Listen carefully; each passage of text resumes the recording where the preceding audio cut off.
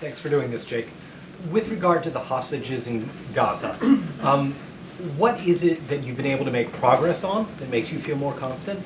And what is it that you still need to figure out how to address to get that deal finalized this week? Well, to answer that question, let me just take a step back. President Biden laid out a framework for a ceasefire and hostage deal last June. That framework was endorsed by the UN Security Council and remains the operative framework for a ceasefire and hostage deal in Gaza. It is the deal that the parties right now are working off of to try to close. So that broad framework includes the phases, it includes prisoner exchange for hostages, it includes a surge of humanitarian assistance once the guns go quiet, which we will be able to move trucks much more rapidly.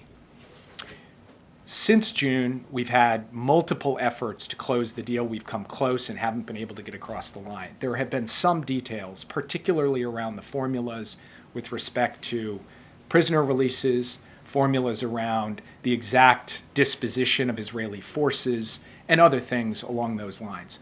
Those details we have been hammering away at week after week, month after month.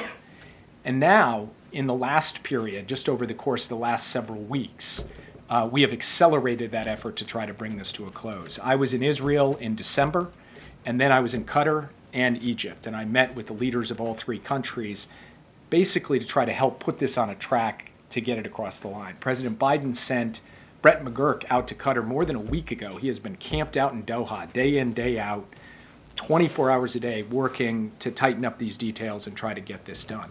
We have also coordinated very closely with the incoming administration to present a united message to all the parties, which says it is in the American national security interest, regardless of party, regardless of outgoing or incoming administration, to get this deal done as fast as possible. And now we think those details are on the brink of being fully hammered out, and the parties are right on the cusp of being able to close this deal. Whether or not we go from where we are now to actually closing it, the hours and days ahead will tell. But I believe it is there for the taking, and we're going to do everything we can to